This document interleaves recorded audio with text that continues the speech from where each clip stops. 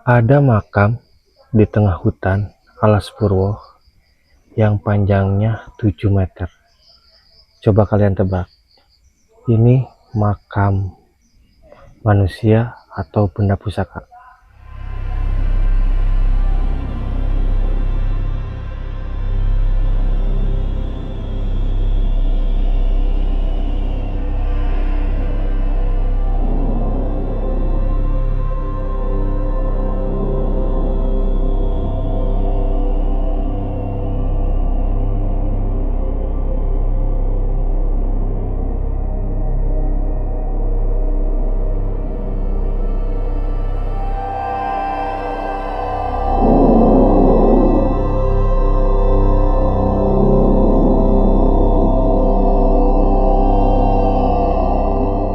Assalamualaikum warahmatullahi wabarakatuh. Waalaikumsalam warahmatullahi wabarakatuh. Pak, boleh perkenalan dulu Pak? Ya, Sebentar. nama saya ini Pak Ponirin, Sebagai kuncen. sebagai wakil dari Kuncen, karena Kuncennya itu sudah tua, sudah berhalangan tetap kayaknya. Jadi saya yang mewakili selama ini untuk mengelola yang ada di makam Mbah Dowo ini. Seperti itu. Saya berasal dari Ngawi, Ngawi Pak? ya, Jawa Timur. Saya sudah sekitar 8 tahun di sini. Di sini. Ya. Oke Pak, ini kan mungkin belum banyak orang yang tahu ya Pak, Ya. tentang, bisa dibilang ini mungkin patilasan yang bisa dinamakan itu Mbah Dowo. Mbah Dowo. Ya. Dowo itu dalam bahasa Indonesia itu panjang ya Pak. Ya. Nah, yang merebak di masyarakat itu Pak, dulunya ini kan mengira itu makam manusia, tetapi kan lambat laun terkuak ini adalah makam sebuah pusaka. Ya. Bisa dijelaskan Pak sejarahnya bagaimana? Kalau mengenai sejarahnya dari Mbah Dowo sendiri itu memang dari dulu ada perkembangan-perkembangannya. Dulu waktu awal-awal saya datang ke sini juga sempat mendengarkan yang namanya katanya ini manusia panjang. Iya, betul. Tapi yang namanya sejarah itu kan juga seiring berjalannya waktu juga ada sedikit perubahan-perubahan. Berkembang ya Pak ya? Ya, berkembang. Setelah saya itu lama di sini dan beberapa kali mendapatkan petunjuk gitu ya. Iya. Jadi saya kalau menguraikan sejarah tentang adanya Mbah Dowo ini dari sumbernya itu ada dua. Yang satu adalah pitutur para sesepuh, artinya perkataan orang-orang tua yang dari zaman dulu sampai sekarang. Nah, yang kedua adalah pengalaman pribadi secara spiritual atau kebatinan. Karena apa?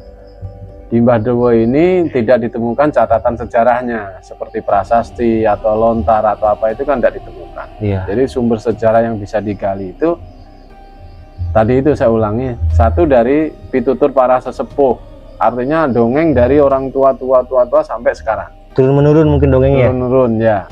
Yang kedua itu yang dinamakan dengan pengalaman pribadi. Jadi beberapa orang mendapatkan petunjuk, termasuk saya sendiri itu juga beberapa kali mendapatkan petunjuk, itu adalah sumbernya. Oh. Kecuali kalau suatu area sejarah yang sudah baku, ada prasastinya, ada lontarnya, mungkin ya itu sumber sejarahnya kan. Sama bukti tertulis mungkin Pak ya? Ya, tapi kalau di Mbah Dowo ini tidak ditemukan.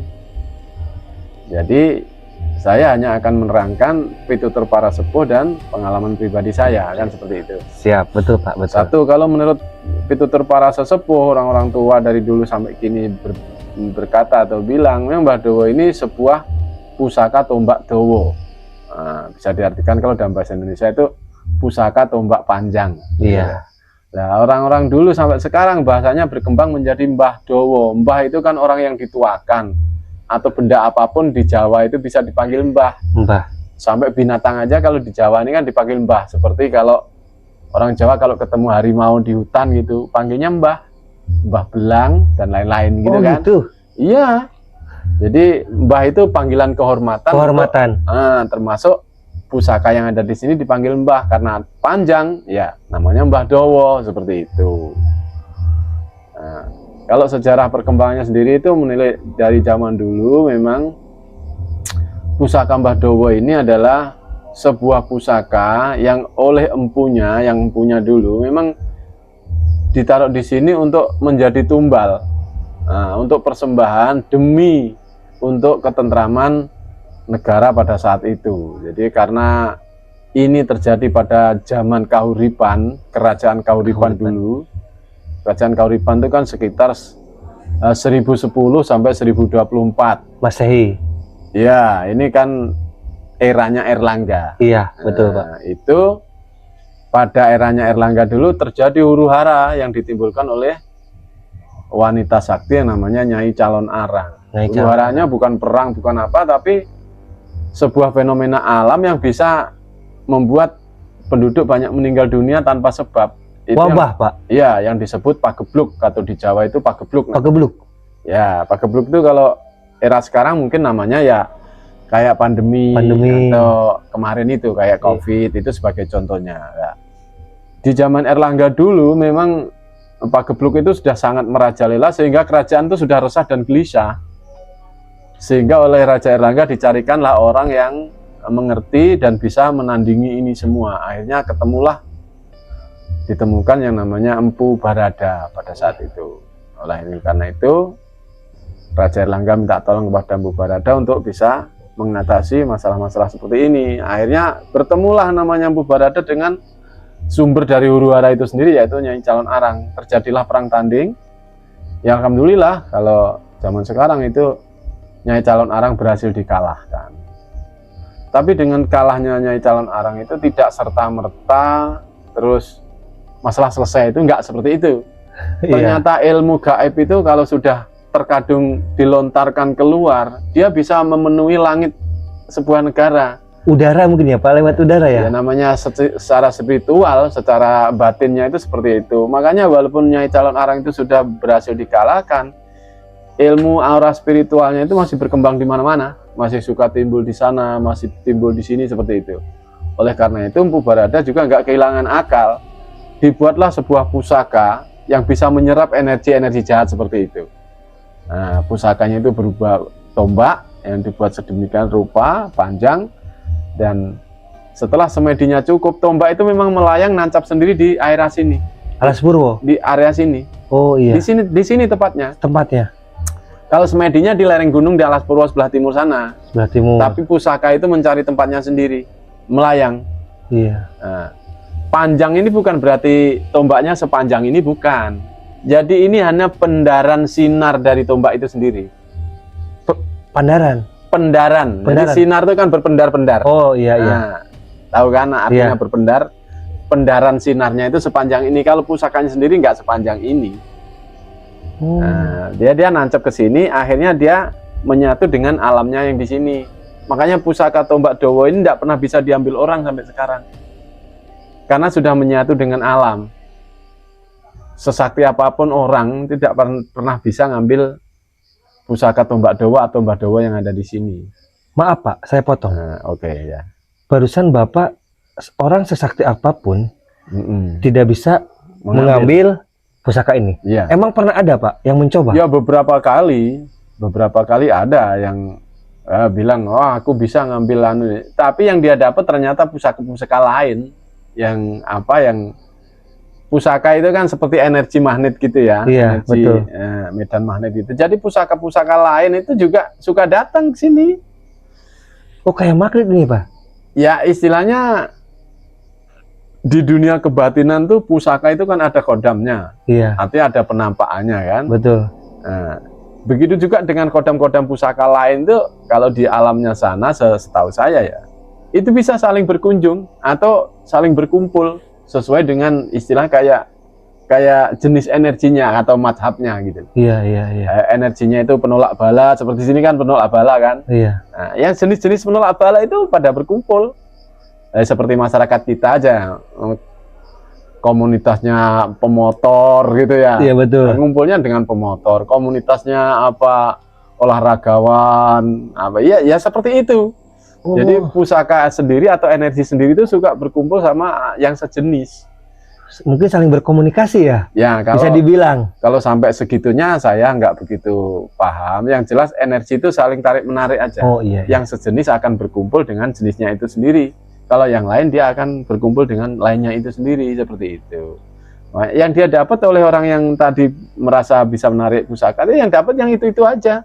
Aslinya Suryo Bojonegoro atau Mbah Dawa tetap aja menyatu di sini, seperti itu. Oh. Nah, seperti itu.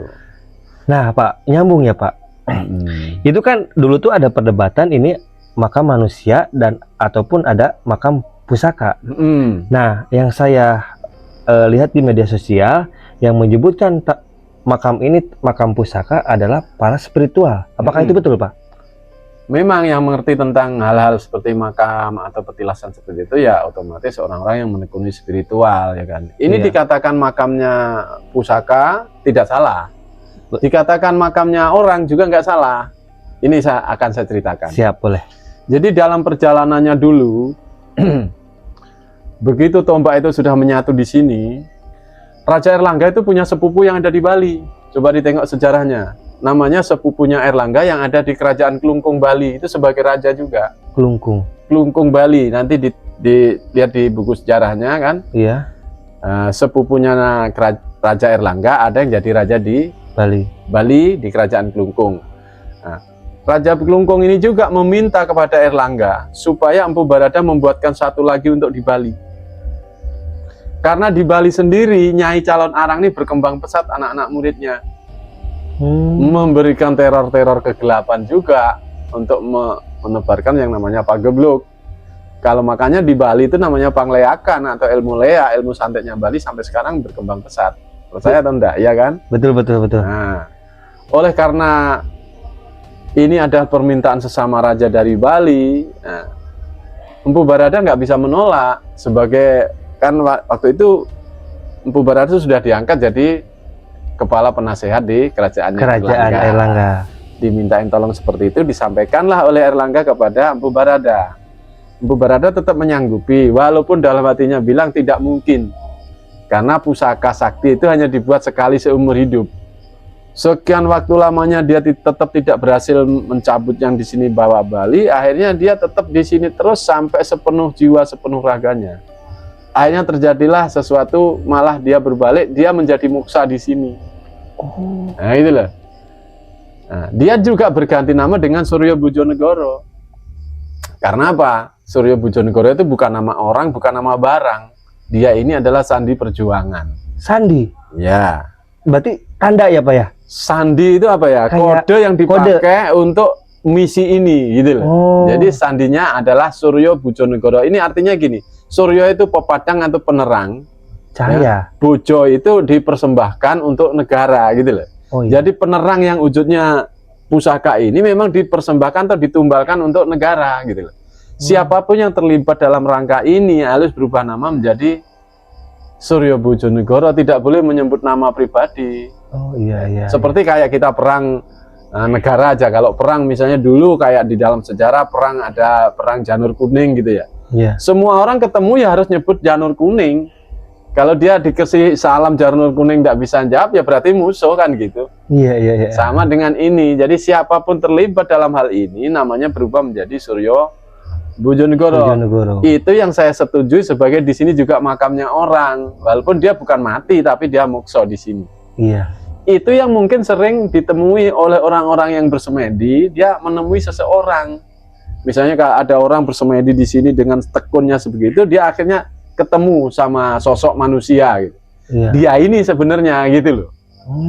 Si Suryo Bojonegoro ini sendirilah. Nama aslinya kita nggak tahu karena dia sudah berubah jadi Suryo Bojonegoro kan. Sandi itu ya, Pak ya? Sudah menjadi menyatu dengan sandi perjuangannya ini kan. Iya, betul. Nah, makanya dikatakan kuburan orang ya saya juga bisa menolak. Dikatakan ini tempat pusaka juga saya tidak menolak. Karena saya memegang cerita seperti itu. Gitu. Jadi kalaupun di medsos sebelumnya itu ada kata-kata ini kuburan orang, akhirnya berubah menjadi ini kuburan pusaka. Sebetulnya dua-duanya tidak salah dengan alur cerita seperti itu. Bagi yang nggak mengerti akan bingung. Betul, Pak. Kok di sini disebut kuburan orang juga, disebut kuburan barang, apa barang sama orang menyatu, apa orangnya nih pemilik barangnya. Tapi kalau saya sudah memegang cerita seperti itu, saya tidak heran karena ya memang seperti itu adanya. Betul. Misalnya kalau saya ini misalnya ya, tapi saya nggak punya cita-cita sih. Misalnya saya begitu tekunnya sampai saya bisa mokso di sini, ya saya harus menjadi Suryo Bojonegoro. Saya harus bisa menjadi penerang dari alam yang saya temui, kan seperti itu. Sandi perjuangan. Karena itu sandi perjuangan yang di sini. Oh, oke, Pak. Jadi bukan nama barang atau nama orang, bukan. Bukan. Itu sandi perjuangan. Perjuangan. Oke, Seperti Pak, itu. lanjut pertanyaan nih. Saya baca juga sebenarnya si pusaka ini, Pak, itu terbagi 3. Apakah betul, Pak? Ya, kalau menurut riwayatnya yang saya peroleh, saya ada beberapa referensi. Satu, memang saya ada referensi dari petunjuk.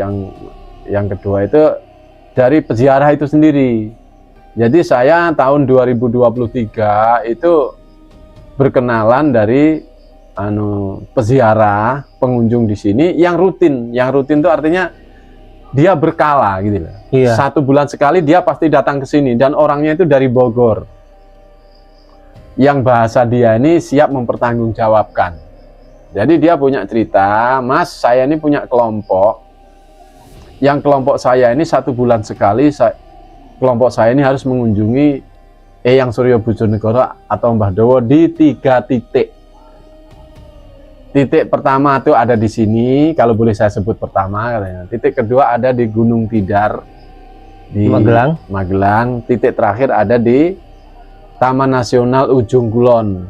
Kalau di sini namanya Mbah Dowo, Mas, dalam kurungnya Eyang Suryo Bojonegoro. Tapi kalau yang ada di Gunung Tidar itu namanya Mbah Pusoko Sepanjang, dalam kurungnya Eyang Suryo Bojonegoro. Sama. Tapi kalau yang di Taman Nasional Ujung Kulon, dia karena sudah beda bahasa ya. Di sana sebutannya Sang Hyang Sirah. Sunda ya berarti? Ya, Sang Hyang Sirah ada di Gua Sirah yang ada di Taman Nasional Ujung Kulon sebagai destinasi wisata juga kan di sana. Iya. Nah, dia ini memang menceritakan. Nah, karena itu saya konfrontasi dengan pengetahuan saya. Sampai menyebutkan apakah di sini pangkalnya, apa di sana ujungnya kan? Iya, betul. Akhirnya kloplah dengan apa yang sudah petunjuk yang saya dapat. Bahwa di sini ini sebagai lancipnya, sebagai ujung tombaknya, tengahnya memang ada di Gunung Tidar ya. Peksinya atau gagangnya itu ada di Taman Nasional Ujung Kulon itu sendiri. Jadi seperti itu ceritanya. Oh, pengetahuan baru nih berarti ya, Pak ya? Ya, seperti itu. Oke, Pak, selanjutnya. Oke, boleh. Ini kan sebagai, bisa dikatakan patilasan ya, Pak? Ya, sebetulnya dibilang patilasan, ya setepatnya itu sebetulnya ini adalah palereman, Mas. Palereman? Palereman tuh tempat meredam sesuatu. Oh. Karena sesuai dengan cerita yang tadi itu, iya. Fungsi pusaka ini adalah meredam gejolak-gejolak alam yang intinya itu arahnya negatif. Jadi bisa menimbulkan penyakit, bisa menimbulkan celaka, balak dan lain-lain. Ini diredam di sini. Oh iya. Namanya paling tepat itu sebetulnya disebut palerem, karena kata palerman ini nggak begitu populer. Nah itu. Di kalangan dunia spiritual, apalagi tahun-tahun 90-an. Tahun-tahun 2000-an kan enggak ada populernya. Iya, betul. Makanya di sini diambil judul. Di sini dijudulkan makam atau petilasan. Petilasan. Itu sebetulnya kalau menurut saya paling tepat itu adalah palerman. Ya karena kurang populer aja. Kan kita juga memandang arus sih. Iya, betul. Nah, dulu pada saat tahun 2000 sekian itu namanya yang paling dominan di wilayah-wilayah seperti ini adalah judulnya makam atau petilasan. Makanya arahnya pun arah bujurnya ini juga disesuaikan dengan makam. Makam itu kan harus ke utara selatan. Iya, betul, Pak. Dan dia harus miring ke barat kan. Betul. Kalau mayatnya itu kan. Sebetulnya yang dikatakan dulu alur pertama, bujur pertama yang ditemukan itu bukan di sini, tapi di pohon ini loh. Oh. Pohon jarak ini tahu kan? Nih, maaf nih. Ini pohon andong itu yang kayak gini tapi yang warna hijau. Ini kan pohon andong ini kan andong merah. Oh iya. Tapi yang hijau. Yang hijau. Nah, dulu seputarannya ini, wilayah ini dikelilingi sama pohon andong itu untuk pertama kali. Oh, pas pertama kali ditemukan, Pak? Ya, selanjutnya dikasih tanam jarak ini ujung-ujungnya, pangkal sama ujungnya gitu loh. Oh, berarti tangka jarak ini sebagai penanda, Pak? Penanda yang kedua. Penanda yang kedua. Pertama pohon andong. Pohon andong. Seperti itu. Oke. Makanya asli arahnya itu antara pohon jarak ini dengan pohon jarak itu. Berarti sini ya Pak? Tidak kiblat. Oh. Karena dikasih judul makam, akhirnya dikiblatkan di sini. Oh. Itu loh. Banyak orang bertanya, kok ada pohon jarak di sini nih? Orang nggak tahu, kalau saya paham sudah. Arah pertama ditemukan tuh ini. Berhubung dikasih judul makam, ya dikiblatkan. Nanti tidak kiblat, diprotes banyak orang, umat kan. Iya, betul Pak. Akhirnya ya inilah kiblatnya seperti ini. Oh, jadi... Makanya orang semedi di sini paling tepat tuh dari arah sana, biar tidak menyinggung garis. Kalaupun dari sini tidak apa-apa, dia di posisi sampean itu agak ke situ. Iya. Dia tidak melanggar garisnya kan. Iya. Berarti kesimpulannya pas awal penemuan ya Pak ya? Ya. Ujung pangkalnya ini sama itu. Ini pohon jarak sama pohon jarak itu. Nah, itu. Berarti ini udah dari tahun 47. 1947. Ya. Awal ditemukan dulu langsung dikasih tanda ini. Jarak ini udah tua ini, jarak ini. Ini gedenya segede ini terus Pak? Ya, dia berkembang tapi ya masih segini-gini aja. Iya, oke, boleh. Mungkin sebagai anak muda zaman sekarang untuk mengenal sejarah itu susah. Iya. Ini kan termasuknya, kalau saya bilang itu adalah sejarah Pak. Ada sejarah. Soalnya kan dari kerajaan Airlangga itu, kerajaan Kahuripan. Ya. Nah, pesan-pesan untuk anak muda zaman sekarang Pak, yang benar-benar itu kalau dibilang sejarah itu apa sih? Gitu. Bisa ini gak Pak? Saran-saran untuk anak muda zaman sekarang? Kalau anak muda sekarang itu saya punya pesan-pesan begini. Sebagai anak muda itu memang untuk wawasan jangan hanya mengenai teknologi zaman sekarang aja. Betul. Karena para leluhur ini dulu meninggalkan jejak-jejak leluhur seperti ini itu demi untuk generasi-generasi yang akan datang juga seperti kita-kita ini. Kita-kita ini tidak mungkin bisa ada tanpa jejak-jejak leluhur seperti ini. Betul Pak. Karena dari tujuannya ini sendiri sudah untuk menyelamatkan umat kan. Iya. Dari angkara murkanya Nyai Calon Arang berupa Pagebluk itu tadi. Pagebluk. Ya. Jasa yang sebesar ini masa iya kita nggak menghargai? Nggak ditanamkan di sanubarinya anak muda sekarang supaya tetap menghargai, tetap nguri-nguri, tetap menjunjung tinggi jejak-jejak leluhur seperti ini. Karena kita generasi yang sekarang ini ada karena peran-peran dari mereka. Nah, itu satu pesan saya, jangan dilupakan, harus ditambah wawasannya mengenai jejak-jejak sejarah dari para leluhur. Yang kedua, tidak hanya sekedar mengetahui jejak-jejaknya saja, tetapi mencari kebenaran daripada jejak itu sendiri. Seperti yang saya lakukan sekarang. Nah, karena apa? Karena jejak leluhur itu sudah banyak dimanipulasi oleh beberapa oknum. Betul Pak. Sejarah-sejarah di Indonesia sendiri ini secara keseluruhan banyak dipelintir, sehingga pemahaman generasi sekarang tentang sejarah itu walaupun sudah dicari-cari, dia ternyata masih keliru pemahaman. Karena sejarah itu banyak dipelintir. Nah, oleh karenanya ada tugas baru lagi untuk mencari kebenaran dari sejarah itu sendiri. Kan sekarang banyak terungkap kan? Betul. Namanya sejarah anu ternyata keliru. Keliru ya. Sejarah anu ternyata. Jangankan sejarah leluhur yang sudah ribuan tahun yang lalu. Sejarah yang sekarang aja itu banyak dipelintir.